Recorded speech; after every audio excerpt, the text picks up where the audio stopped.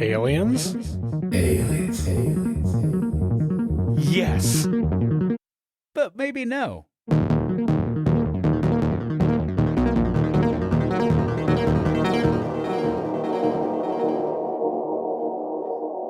Well, welcome to the show. Aliens, yes, but maybe no. I'm Travis. And I am Josh. This is an otherworldly podcast as ambiguous as our title. So, today on the show, what are we going to talk about? You're finally going to present me with some evidence, right? Is that the topic of the show? Yeah, I've gotten sick and tired of you just doubting everything and said, show me the footage. Show me that dick. Yeah. Holodeck, like on Star Trek. Yeah. That's what I meant. I want to see a reaction to what you've been asking for.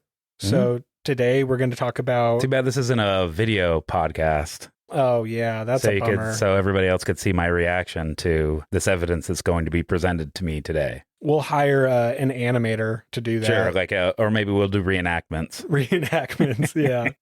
It'll be really quick. My jaw will be on the floor. My monocle will pop off. We'll do reenactments with an animator. So your eyes will bulge out of your head. Yeah, but my tongue will roll on the floor. I'll say a wooga a bunch. Oh, yeah. Be prepared to hear me say a wooga a bunch. You're hitting your head with a hammer. Yeah. Ding, ding, ding, ding, ding, ding, ding, ding. I'm trying to get those dirty thoughts out of my brain. Yep. So today I'm giving you what you've been asking for, and these are videos of UFO and UAPs that have been authenticated by the Pentagon. Yeah. You saw these videos. We sent them to you. Yeah. We, the royal we. Yeah. Josh, backed by the U.S. government. Yep. We, as in me being a part of the Pentagon. Sure. Yep. Little satellite berg here in humble Nampa, Idaho. Bleep out the location. We don't want anybody to come and raid our house like happened to me a couple weeks ago. Yeah. No, that's fine. That's legitimate. No, I call the Pentagon my bathroom, my toilet. So. Because you get lost in there and you can't find your way out. Yeah. We as in we the people. Sure. Yeah. The royal we. Yeah. We sent you some videos. We sent you multiple videos. Uh-huh. In 2017, the Pentagon actually declassified 3 UFO videos taken by U.S. Navy pilots. They were declassified and then leaked. Mm-hmm. And the Department of Defense had to say something about it. They're like, oh, shit. Like, okay, it's out there. And this is their statement. They said, the Department of Defense has authorized the release of 3 unclassified Navy videos. One taken in November 2004 and the other 2 in January 2015, which have been circulating in the public domain after unauthorized releases in 2007 and 2017. Yeah, so we're looking at an 11-year difference in these 3 videos? Yes. Okay. So I think the one in 2004 was released in 2007, and then the 2 in 2015 were released in 2017. Well, that makes sense. You couldn't release a 2017 video in 2007. I don't know what these aliens are doing. That's true. If they can control gravity, they can control time. Yeah. The U.S. Navy previously acknowledged that these videos circulating in the public domain were indeed Navy videos. After thorough review, the department has determined that the authorized release of these unclassified videos does not reveal any sensitive capabilities or systems and does not impinge on any subsequent investigations of military airspace incursions by unidentified aerial phenomenon. The Department of Defense is releasing the videos in order to clear up any misconceptions by the public on whether or not the footage that has been circulating was real or whether or not there is more to the videos. The aerial phenomenon observed in the videos remain uncharacterized as unidentified. So basic gist of this is they're like, okay, this shit is out there. There's a video out there. We're not confirming or denying the existence of this. We're also not saying it's otherworldly. This could be, we're basically just saying it's unidentified at this time until further information is revealed. Know that it's out there. It exists. We just don't know what it is, right? So it doesn't necessarily mean that it is, outside of Earth's orbit. It could very well be something that is within the means of technology here on Earth, right? But they just don't have the means to identify what it is exactly. And that's all they're saying.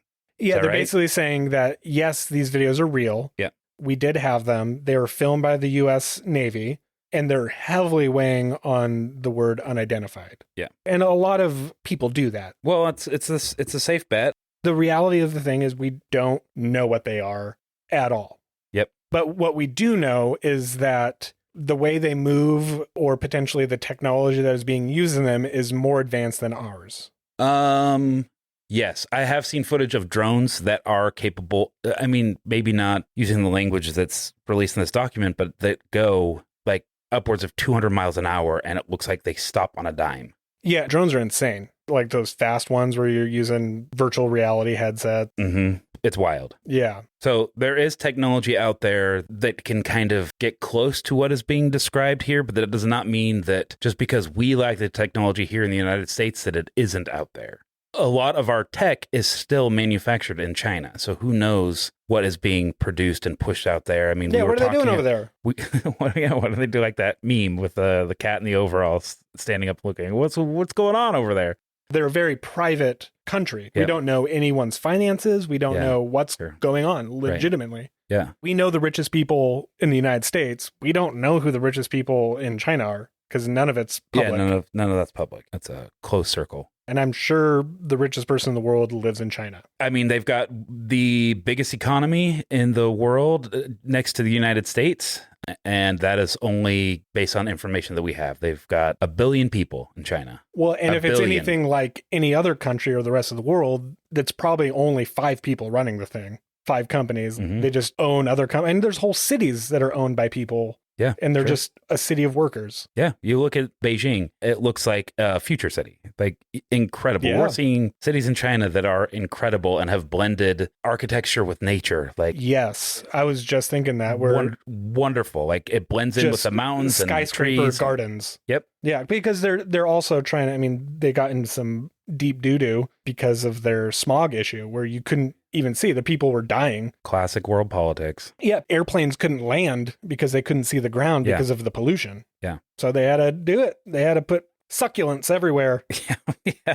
I don't know. I don't think succulents are very good purifiers. Who knows? It's all through, what's it called? Photosynthesis. Like algae is the biggest reducer in CO2 on the planet. It's the best thing that we have to get rid of all those that makes sense. CO2 and pooping out oxygen, which is what we need to live. And it's like one of the oldest organisms known to us on planet Earth. It's in the water. Aren't we all just algae? Yeah. In this petri dish of Earth. We're all cosmic dust, man. Yeah.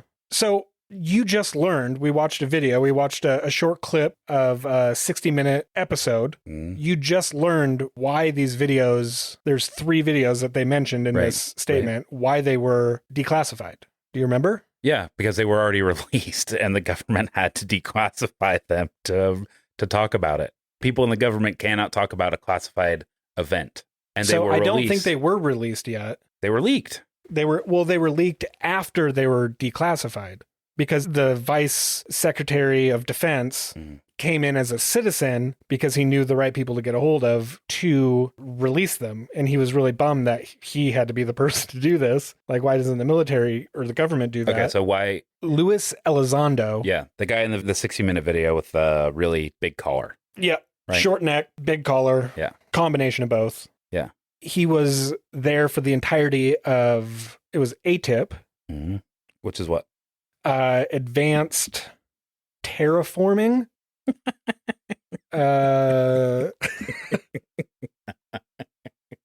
Let me look it up. It was basically a new agency created within the government.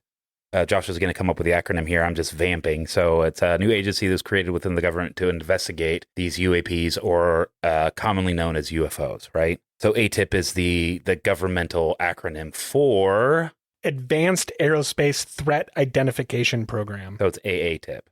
AATIP. Okay. Yeah.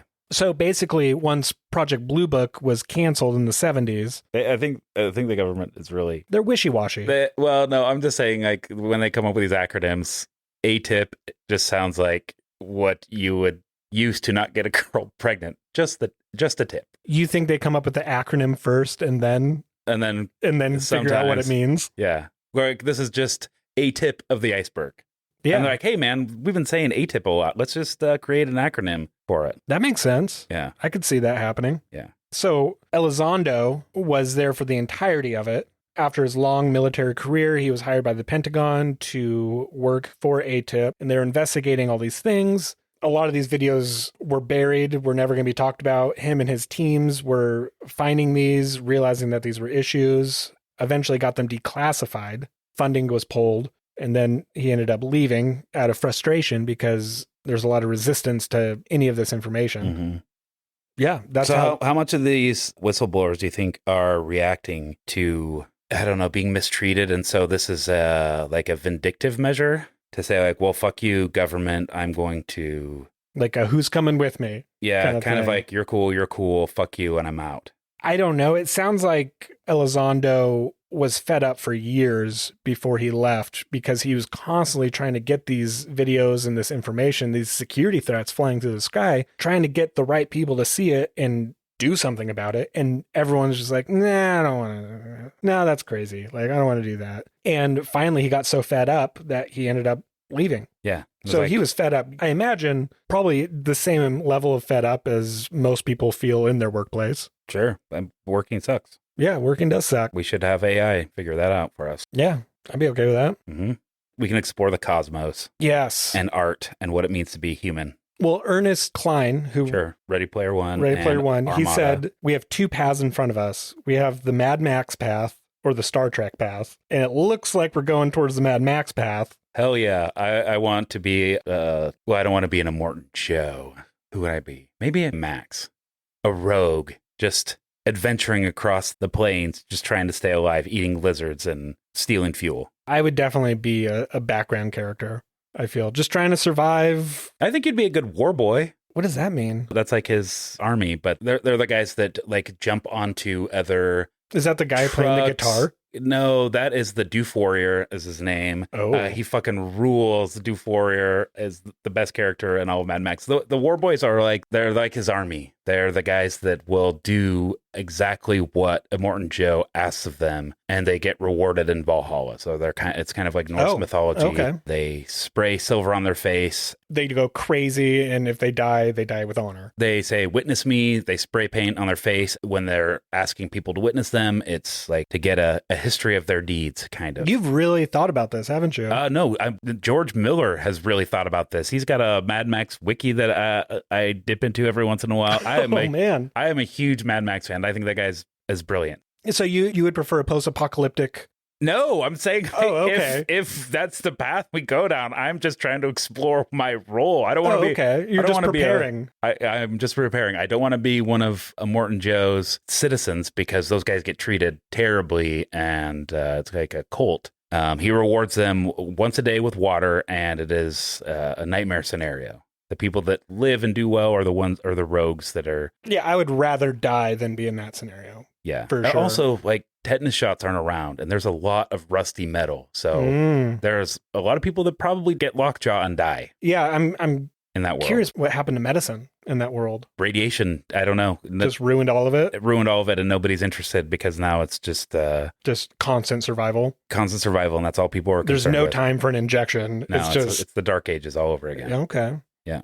I mean, my preference would be Star Trek. Sure.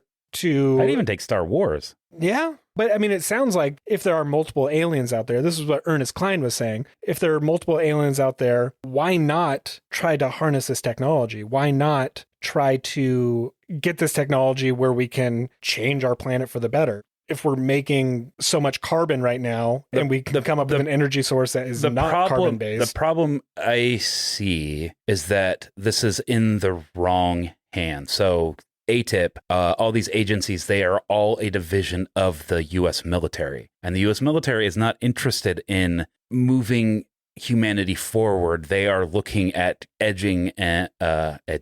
Oh yeah, not edging. You're familiar. I mean, we've all been looking into that. I'm edging right now. Just talking, just thinking about this. We're getting so close. They're not interested in moving humanity forward necessarily, and I don't think that the U.S. military is the right agency to be looking into this. I think that it should be another, maybe, and government agency, of course, so that gets funded and can put research into it. But the military is just looking at applications for the military so that we can maintain whatever our military superpower reputation. Yeah, and Ernest Cline touched on this topic as well, saying like a scientist's goal is to get funding and to get tenure. Yeah. So there's a lot of topics that they're not touching because they're not going to get funding and they're not going to get tenure because of this. Yeah. And I mean, this is all fascinating, fascinating stuff. That's why scientists aren't clamoring to figure out what all this is because it doesn't benefit them and their family and their life. So the government thinks that they're protecting us or trying to gain this upper advantage. Like you said, our best interest isn't. Yeah, they don't have our best interest in mind when they're developing this. So the United States is viewed as a world police, right? We have bases, military bases everywhere, and that is not to benefit really the local governments. That is to keep an eye on these fringe groups that maybe want to do us harm or are doing us harm because we are establishing military bases and, authoritarian rule in these smaller countries or bigger countries. I mean, we've got, bases that right up next to Russia and China so that we can monitor them. And so these drones, these could be reactionary from China or Russia. Russia's a big country. China's a very big country, very technologically advanced country, more so on the side of China. These could be drones that are just doing surveillance. And Jeremy Corbell's video of that UAP flying through, the jellyfish flying through that base in the Middle East and then dipping down into the water. Like, we have no idea what is going on even in our own oceans. Yeah. We're not exploring our oceans. It's such a big, vast part of our ecosystem here, and we don't know anything about it. We're finding species in the ocean that living in environments we thought were hostile to organisms. And we're finding things thriving in like these underwater heat vents and in the coldest places, on the planet. So who knows what is under that water? And it would be so easy to hide something in our oceans. I mean, that's where Godzilla lives. And we have, how many Godzilla sightings have there been in the last 20 years? Not many. I mean, however many movies there were, which is a decent amount. 50. Yeah. So, I mean, at least 50. Yeah, sure. Okay. That's true. I misspoke. So these 3 videos, you mentioned the jellyfish one. Yeah, JC's video, Jeremy Corbell. Yeah, that wasn't part of those 3 that were released. No. So the 3 that were released were the Tic Tac. Yeah, we talked about this on the last episode, right? This is a quiz. Yeah, this was in the quiz. Yeah. We were naming the 3. There's the Tic Tac, the Gimbal, and the Go Fast. Yeah. The Tic Tac was off the coast of San Diego in 2004. It's an inside joke of the military referring to the movie Airplane. That's where they get the Tic Tac name. The commander, David Fravor, said in a statement for the Congressional House Oversight Committee, "I would like to say that the Tic Tac object that we engaged in November 2004 was far superior to anything that we had at the time, have today, or are looking to develop in the next 10 plus years." So I'm just thinking off the top of my head, with this superpower comes super technology. We have the best technology. And it's hard to think that another country would have better technology than the United States. No, not to me. That's just the natural progression of things. We build and then they build, and then we build and then they build. And it's a constant progression, and it gets moved forward because we discover what they're doing or they discover what we're doing. They get, pieces of satellite. I mean, that's how the space race was won, as we were able to, there's like the brain drain that happened in Germany, which is how we, were able to create atomic energy. Korea, India, we're seeing people come here and who are very mathematical minded. But that's what I'm saying. The United States is like the mecca for technology. Yeah, we are definitely a draw. We're seeing less of that now, though. We're seeing less people wanting to come here, and they are just going to universities within their own country and building within their own country, because why come to the United States and build up our infrastructure, and get involved in this silliness, and it's a hassle to come here, and when you leave, it's a hassle to try to come back. So they're building things in their own country, and that is just a natural course of things. And we have relied so heavily on people smarter than us coming here and helping us that we've forgotten how to raise and develop intelligence. Yeah, I mean, we're real dumb over here. We're creating our own Wall-E. Yeah, absolutely. It could be possible that someone like Russia or China, they were successful in backwards engineering some UAPs, and that they're able to use that technology to survey on us. It's also possible that it was an organic development. They just had come across something and invented something like a propulsion system that doesn't push out exhaust. I mean, we're seeing that, like I said, with drones. Drones don't push out exhaust. Yeah, they use air. They use air. It's being propelled forward through like fans that move really fast and are very articulated. Yeah, it just blows me away that our military is the most Blades, I guess, not fans. Yeah. But our military is the most advanced military, and it's beyond what we have. Mhm. I mean, these are what the top people in the military are saying, Mhm. that what we're seeing, we don't know what it is, and it's hard to even speculate because we're not even to the point where we can even think about designing something like this. We'd like to. Sure. So that was the Tic Tac. The Gimbal was taken aboard a Navy fighter jet from the nuclear aircraft carrier USS Theodore Roosevelt along Jacksonville, Florida. That one's the coolest looking one. It literally looks like a top. that's a gimbal. Yeah. Yeah. And then the Go Fast, which surprisingly went really slow. Yeah. Shocking everybody. Yeah. Military loves irony. This is interesting, though. So it was captured by a U.S. Navy FA-18 Super Hornet off the east coast of the United States in 2015. Yeah. They said what? Or Yeah. Virginia? Yeah, Virginia Beach. The video was leaked to Tom DeLonge. He co-founded To the Stars, Inc., and he was the first to obtain the copy of the video, and the Pentagon later verified it. So that's really cool. Yeah. Gives you a new found respect for Blink-182. I thought you were going to say newfound glory. Yeah. Gives a new meaning to Green Day. Right? Right. Such a simple plan. Uh-huh. Wow. Yeah, I know. I could go on. Sum 41. We're just going to start naming That'll be the rest of the episode. late 90s punk bands. Yeah.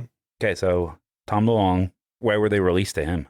Because he was a founder of To the Stars, Inc., which is scientists, engineers. It's a company that deals with media. They produce and then they obviously help leak images and video in the name of science. That's my overall understanding. I don't think that's exactly what they do.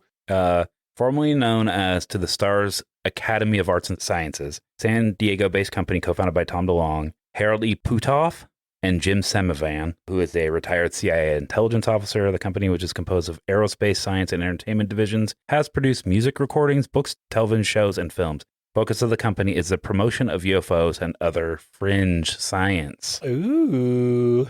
Like what? What's another fringe science? Fringe science refers to ideas where whose attributes include being highly speculative or relying on premises already refuted. Fringe science theories are often advanced by people who have no traditional academic science background. The paranoid freaks. That's not a Wikipedia entry. That's my own editorializing. That was very, very nice of you.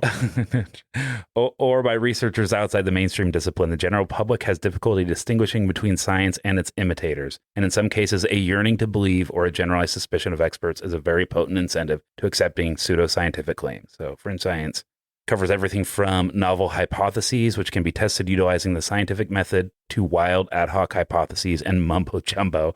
That's in the Wikipedia article, mumbo jumbo. That was not me editorializing. This has resulted in a tendency to dismiss all fringe science as the domain of pseudoscientists, hobbyists, and quacks. So you can see, like, my skepticism, because a lot of people that are trying to push this forward are the kind of people that are like, oh, no, I did my own research. Well, okay, but your research is very focused and you're not looking to dispute something that you feel is true, right? You're not looking at a broad sense. You're looking to, like, validating your own viewpoint. Yeah, I agree. A lot of people are that way. They're not a lot of private investigators with extreme passion. If you were to confirm that what they saw, confirmation bias is the word I'm looking for. So they're yeah, looking to confirm their own bias. If you were to debate, be like, no, this isn't it, they wouldn't believe you. Right. Because the reality is anything that is identified will help the cause of identifying unidentified things. Right. But it's actually a good thing identifying stuff.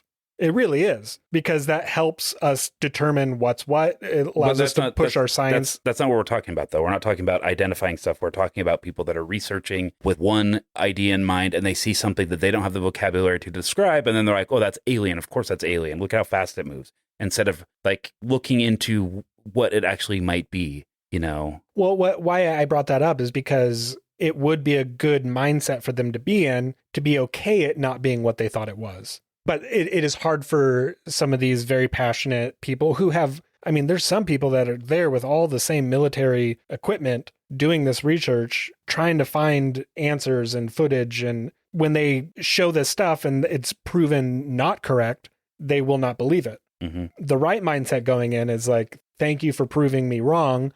now we can further look into other things. Right. And now we know what this is. Yeah. So that'll help determine what other things are in the future. Mm-hmm. That's the right mindset to go in. You're saying a lot of these people will not allow their viewpoint to be changed. Right. They're going in, trying to find a UFO. Whatever they see is a UFO. So we talked about this a little bit on the last episode with these eyewitnesses experiencing something. And I'm not saying that they didn't experience a thing like that needs to be validated. And what they saw or heard, was an experience that they had. But is it necessarily this otherworldly thing? Who knows? Yeah. Not really. I mean, I'm still skeptical, but that doesn't mean that the experience they had wasn't something that they had. Right. That was their truth. That was something that they feel happened to them. They just maybe lacked all the information, know, or the vocabulary being, we talked about with the aerial school. Those were children trying to describe something that could have been, a trick of the light or, hyperbole. Somebody had said something and then, as kids are prone to do, spread throughout the whole population, kind of like the game of telephone, where you say one thing and then it gets more exciting and more exciting, scary the further along it passes through the population. So who knows? Those people's experiences, they felt like happened to them, and I feel like that's valid. That was an experience that they had. Was it true? I don't know. And that's the thing. But those are the people that are like being quoted and interviewed and, driving the narrative. There we go. The narrative forward. And that's why there is so much skepticism among people like myself. And I would say broadly, the broad population, they look at that as like, well, those are just wackos talking about paranoid, crazy stuff. And that's what's so exciting about these videos being released, and people, sure. I mean, smartest people in the world trying to figure out what it is and still can't.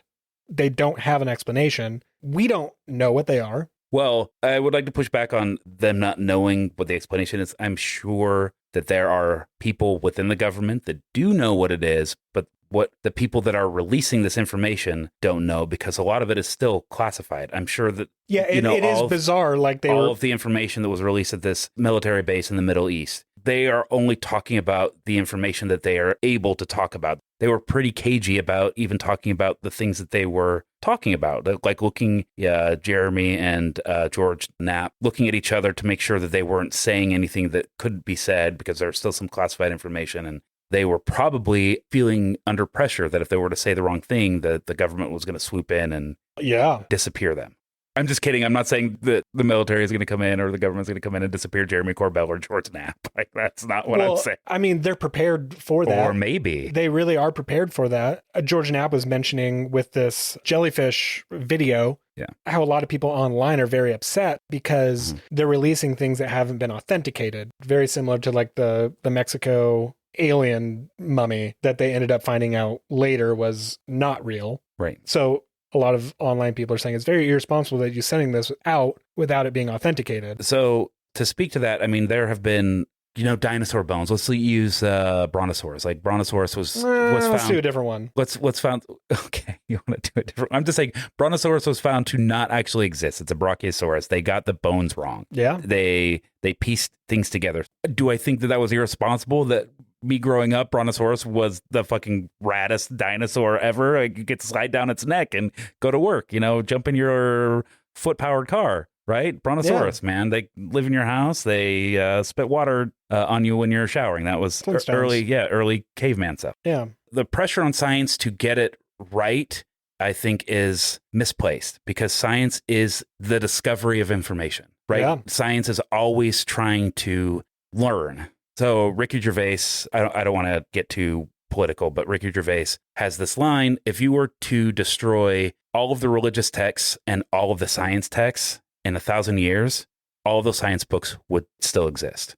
But in 1,000 years, all of the religious texts would not, because those are they're stories, right? And stories are going to change throughout history. So they've added and subtracted to the Bible. When you think about when the Bible was written, it was transcribed by monks who were copying from a copy from a copy from a copy, and they were writing down stuff in the margins, things that they thought were interesting, and then sometimes those margins got incorporated into the text this was all done by hand, very laborious work. And so there were some cheats. It was a type of worship for them. Yep. And so there were some cheats and shortcuts. They're humans, just like any human in any job. They're going to take shortcuts and they're going to make something into their own, create an artistic flourish, or they're really captivated by a line that they had thought of or had said. And so they're going to incorporate that into the Bible. And some of it is just very, I'm not trying to make anybody mad, but it's very lazy writing, just like literarily, where it's just like Ham begat blah, begat blah, begat blah. And there's piles of those entries in the Bible where it's just like this person had this person who had this person who had this person. It's just a genealogy.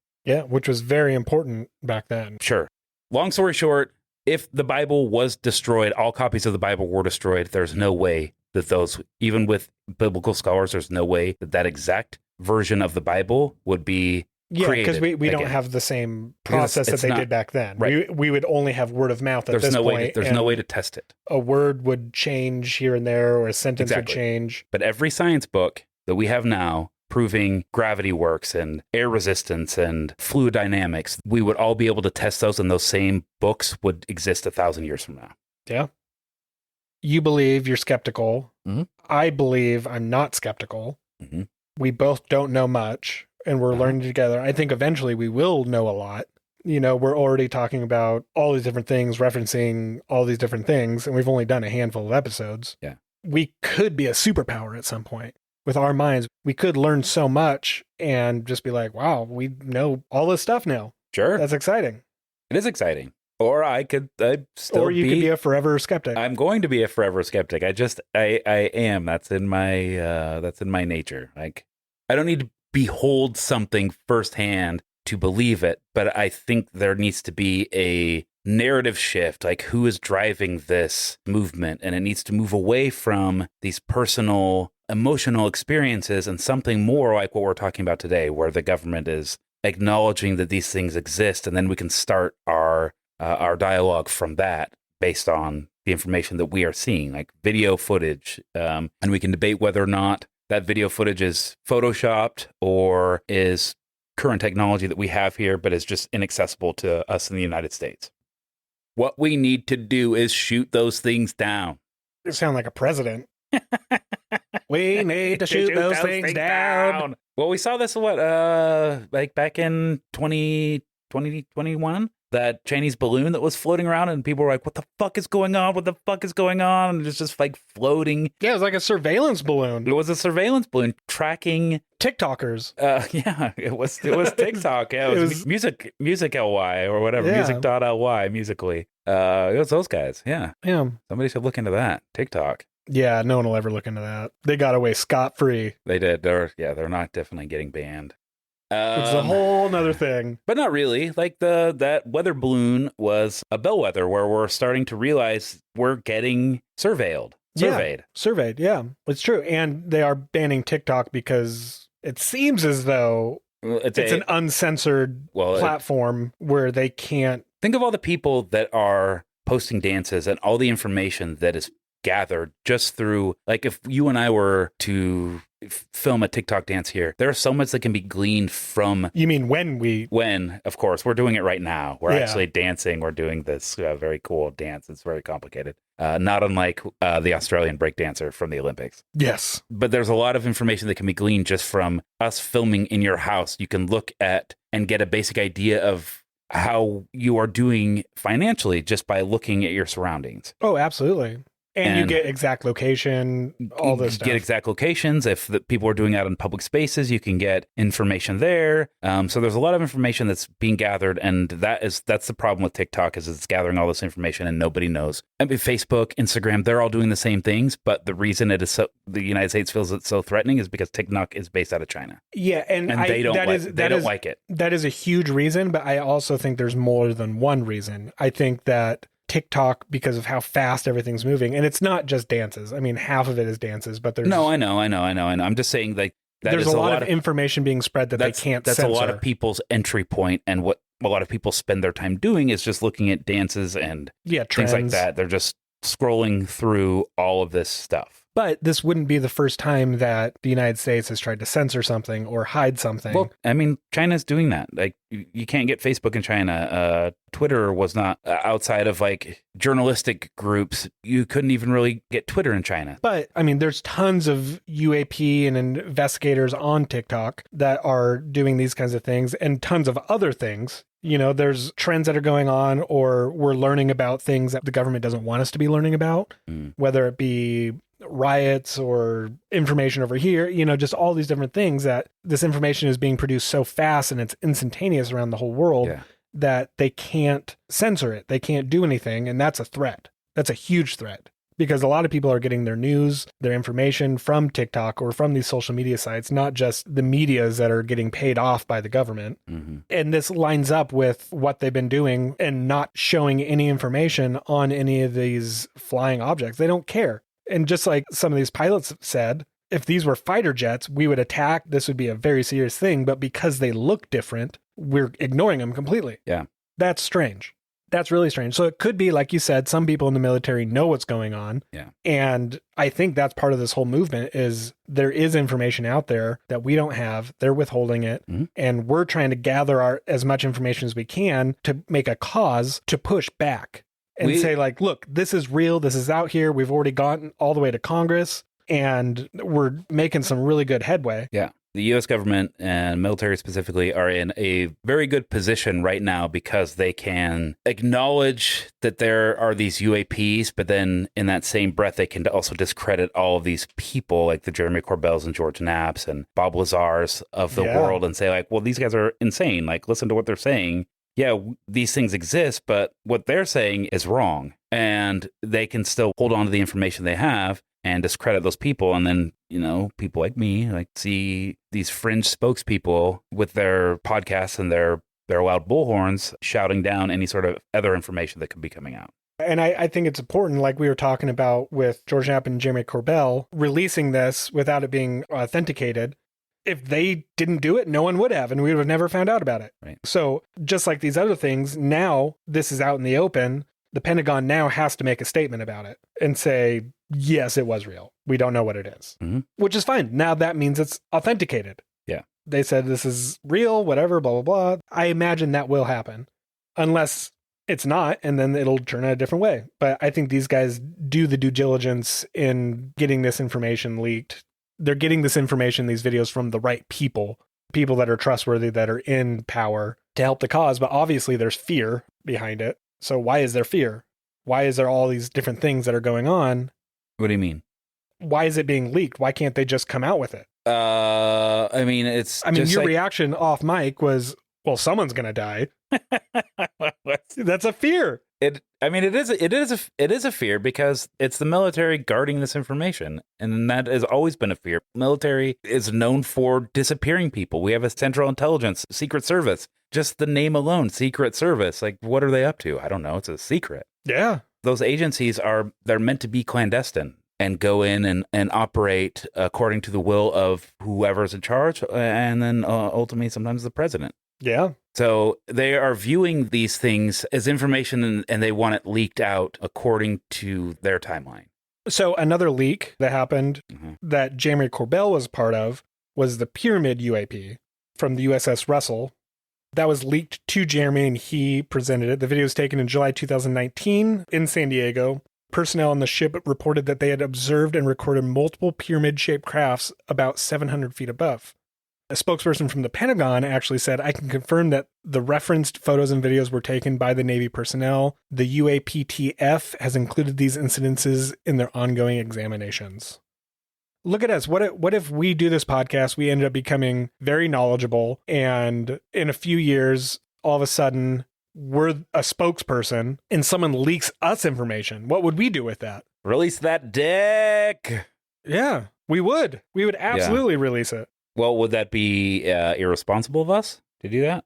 I mean, this is all hypothetical. Isn't it? It's hypothetical, but I think it would be the responsible thing to do and go about it like George Knapp and Jeremy saying, we don't know what this is. We're letting you know exactly what's happening. I mean, they're not doing anything irresponsible. They're saying, we got this video. We're not saying that it's extraterrestrial. We don't know what it is. Yeah. It's obviously surveying. It's obviously intelligently controlled. Yeah. This is talking about the jellyfish spaghetti monster UFO. I want to go on record right now and say, please don't release this stuff to us. We're very irresponsible. I don't know what we'd do with it. Probably not the right thing. I would say this is best left in the hands of professionals. Like, what if we become professionals? That's what I'm saying. Come on. We don't know. That's not going to happen. Could. But yeah, don't give us anything. Don't give us anything. That is incredibly irresponsible. We have families. We have families. Jeremy Corbell is best suited for this kind of Yeah.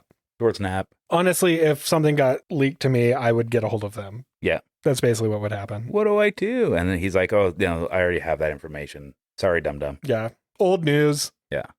So yeah, there's been tons of UAP videos released, some in the Middle East, just like the jellyfish one. And there's also huge databases and social media platforms that are about people experiencing things, and they can upload video or audio text or images. It'll give you location. There's tons of stuff out there, and there's a huge community trying to build this database. Some of these may not be real. I was in Texas earlier this year. Humble brag. And we saw the SpaceLink satellites, where it's like 23 satellites. It just looks like a bunch of UFOs flying through the sky. Mm-hmm. Luckily, I was with my brother, and he knew exactly what it was. He's like, oh, yeah, no, that's... And see, that's the thing, is you were with somebody who understood what was going on, but you... If I didn't have that, I wouldn't have known what that was, because I didn't even know that was launched off. You'd have a panic attack. Oh, yeah. I'd be filming it. I'd be like, what is this? Oh, my gosh. This is what Ernest Cline was writing about in Armada. Aliens are here. Oh, my God. Yeah. Yeah. Yeah. There's a bunch, he says. The podcast episode of Jeremy and him and Knapp talking. Yeah. Ernest Cline has so much information that he information dumped on that episode about everything. And when you said that, my mind just started exploding of everything that he said. Like, I'm surprised his mind does. He has to write books or he's going to explode. Yeah. He has to have some kind of outlet because he has so much going on. He retains everything he hears and sees. Yeah. It's, I don't know if you've read Ready Player One, or Ready Player Two is not like a phenomenal piece of writing, but it's a fun read. Ready Player One, though, was one of the best books I read the year that it came out. That was exciting. And I was like, oh man, somebody remembers the 80s. This fucking rules. All in all, these videos, has this done anything for your skepticism? No, I don't. I'm going to take the side that they're unidentified. And, I appreciate the nature in which these videos were released. Thoughtfully released. Yeah, they were released intentionally. Government acknowledging that they exist, but they're also unsure of what it is. It's still unidentified, right? I do appreciate that. Whether or not it's aliens, Do you want to take a guess? What do you think? Do you think it's other countries' technology? Yes. You do? Yep. That's boring. No, it's not. It's engaging. You believe one thing, I believe another, and we're talking about that. And mine's more exciting. Okay, but for the purposes of a podcast, it is more exciting to have two differing opinions. That is true. If we're just talking about the same thing and validating each other's experience or opinion, then it's boring. That's boring to me. That's just mentally edging each other. Yeah, we're just slowly getting closer to completion, but never quite getting there. You're right. No, you're right. Yeah, you're totally right. I'm right. We're right together. Oh God, so close. I think that this authenticates that there is something out there. We don't know what it is. It is unidentified, like you said. I'm on record. I believe there is something out there. I don't think we have enough information to prove that, even though in my heart of hearts, I feel like there is something out there. There has to be. Otherwise, this is a very depressing, lonely place. Well, you know what? You've mentioned multiple times that maybe you just don't have all the information, and maybe throughout this podcast, us learning. You're putting a lot of weight on this podcast, and I don't want to do that. I like the exploratory. I'm just saying, maybe idea someday of this podcast. I don't want to put a lot of pressure on myself becoming an expert or whatever. I'm just saying that maybe someday your opinion will change because you'll have some of the information that you don't have. Maybe I'm not putting that much pressure on future Travis. I've gone down that road before. Future Travis looks on past Travis very negatively sometimes, and I don't want to do that to my future self. I'm not going to put that kind of pressure on me. I like the exploration of this podcast. I like where this is going. I don't want to get to the point where I see myself as an expert. I want to see myself always as an amateur. I'm doing this. That's great. As a definition of amateur, I'm doing this because I am interested in it. I am doing this for the love of information. Yeah, and honestly, that's why I'm doing it. I was just having fun thinking about that. Yeah. but I'm not wanting to become an expert. You're edging yourself into celebrity. I've never been an expert in anything, and I don't plan on being an expert, but it's just fascinating and fun, and I'm very curious. Sure. If you guys have any feedback on what we're talking about, eventually we'll have a website. Or an email address, which is like the simplest entry point we don't have yet.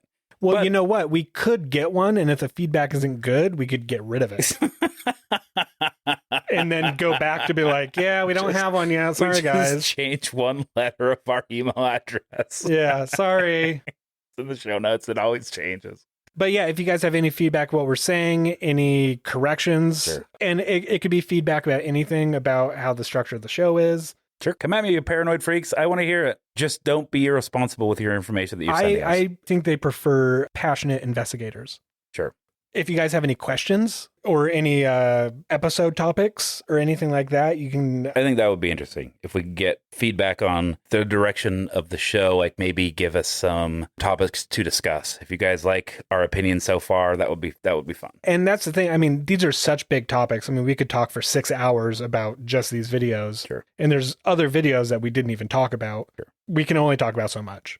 There's so much going on. I mean, Roswell, we didn't talk about half of what happened with Roswell. Yeah. You might not even be able to hear this episode because it got scrubbed by the U.S. military. By the Roswell people. We may have accidentally misspoke and released declassified information unknowingly. And so the U.S. government has scrubbed this episode. So you never know. We might not even be... this may be found... We might not even be real people. Yeah, we could be AIs. Yeah, we could be AIs. Created by the government to confuse you. But that's not true. We're not. I mean, I don't think we are. That's exactly what an AI would say. Oh, man. Well, an AI wouldn't be wrong on all their quizzes. Oh, boy. Baseline quiz time. My favorite part of the show. Yeah? Oh, no. A name twin. Baseline : abduction of Travis Walton is the theme of this quiz. Yes. So this is what we'll be talking about next episode. I don't know anything about this. I don't either. So this is going to be real fun. Other than I know we share a name. Which may not be a coincidence. We share initials. Travis Wright, Travis Walton. T-Dub. T-Dubs. Okay, well, let's get this going. So the abduction of Travis Walton. We have 5 questions. Uh-oh. Clear winner and loser this time then. Yeah. Not a tie. No chance for a tie. Well, and we both don't know what's going on, so I'm going to be guessing on all of these. Sure, but I'm just saying there's no chance for a tie like we did last week. Oh, that's right. Unless we both answer the same things every single time. Yeah, I guess, but I don't see that happening. No. All right, so first question. When did the alleged abduction of Travis Walton take place? Okay. November 5th, 1975. These are all November 5ths. Yeah. November 5th, 2001. Remember the 5th of November. Ooh. You familiar with that? Yeah. V for Vendetta. Yeah, it's one of my favorites. Yeah, Guy Fawkes blew up House of Commons. November 5th, 1982. November 5th, 1959. Okay. I'm going to say November 5th, 1975. So I was going to say that too. You can say it. You can both say it. Yeah. So is this is... Just seems like a really good year for abductions. Close Encounters. What is the other really scary alien movie? It'll come to me. Okay. But I think this experience was cinematically adapted. Oh, interesting.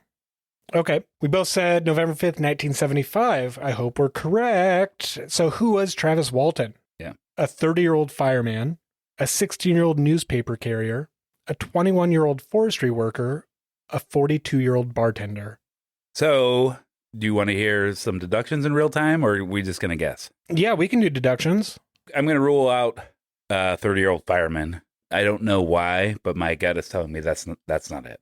I don't think it's a newspaper carrier. I think the person was older than 16. Yes. So I'm going to say that. Forestry worker, maybe. I mean, fireman and forestry worker they share similar job descriptions, putting out fires, right? A forestry worker doesn't necessarily just do fires. No, you're right, but they're tracking what happens in the forest, which also part of their purview is forest fires. Yeah, I'm between bartender, 42-year-old bartender, and 20-year-old forestry worker. Forestry worker, I'm thinking because if he's out in the forest... I'm thinking forestry worker as well because it's isolated. Yes. I want to rule out bartender because then that introduces an alcoholic element to it and would, in my mind, instantly discredit somebody. So I think I'm with you with forestry worker. So maybe there is going to be a tie. Okay. Next question. I say 21-year-old forestry worker too. Next question. In what state did the abduction take place? Arizona, Nevada, New Mexico, Colorado. Oh. I think, well, I'm going to say Arizona. Oh, jeez. Wow. All right. Well, I was going to say between Nevada and New Mexico, because it seems like that's where a lot of this activity has been taking place, a documented activity that we've covered on the podcast. So I'm going to go between Nevada and New Mexico. I'm going to settle on... Actually, you know what? Forestry worker, Nevada, New Mexico, Arizona, Colorado desert, has forests. Desert. I'm going to stick with Arizona. I'm going Colorado. Okay. Who was witness to the abduction? No one. His girlfriend, 3 family members, 6 coworkers. I'm going to say no one. Oh man, I'm going to say his girlfriend. I'm going to say personal account. Next question. What did officials think happened to Travis? He was murdered. He ran away. He overdosed. He slept in. He slept in? I'm going to say he was murdered. I mean, I don't know. I don't know what the story is. I'm going to say ran away. Okay. He slept in, like, what do officials we don't know the story. I know, but what do officials think happened to him? He slept, like, he missed his alarm and then was gone? Maybe. It depends on how long he was out, which is the next question. Okay. How long was Travis missing? 18 hours, 2 days, 5 days, or 10 days? I'm going to go 5 days. I was going to go 5 days. You can go 5 days. Okay. Yeah, we didn't do all of them. Okay. So I think 5 days. Let's view our accuracy. Oh, it did take place on November 5th, 1975. Yes. He was a 21-year-old forest worker. Yep. Dang, Colorado's it was wrong. Arizona. Yeah. Good job. I said no one. Who were the witnesses? You said no one. I said his girlfriend. 6 coworkers saw it. 6 coworkers. I said ran away. I said murdered. Murdered was correct. The officials thought he was murdered. And he was gone for 5 days. 5 days. So let's see. 1, 2, 3. 3 out of 5. Not bad. It's actually 6 questions. I was wrong. 1, 2, 3, 4, 5. I got 5 out of 6. I got 3. Man, that's still pretty good for just guessing.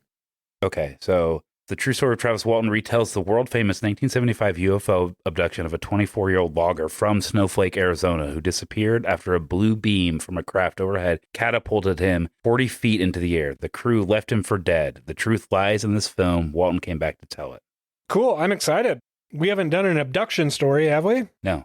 Fire in the Sky. That was the movie that I was thinking of. Oh, okay. Which is a terrifying movie. Is it based off of this? Yes. Oh, wow. Yeah. So the synopsis, Fire in the Sky. In 1975, a group of 5 men are driving home after working in a forest when they see a mysterious light.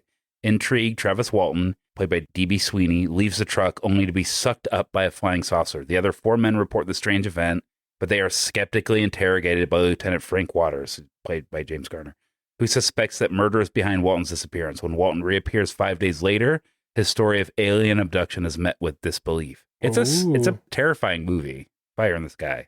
It's a terrifying story. For sure. I'm excited to dig into this.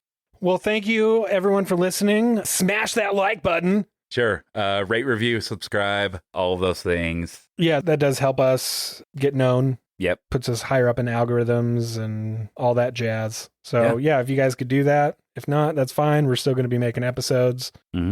And we will talk to you next time. Yeah. See you later, you paranoid freaks. Also, I love you, and please be responsible with any information you give us.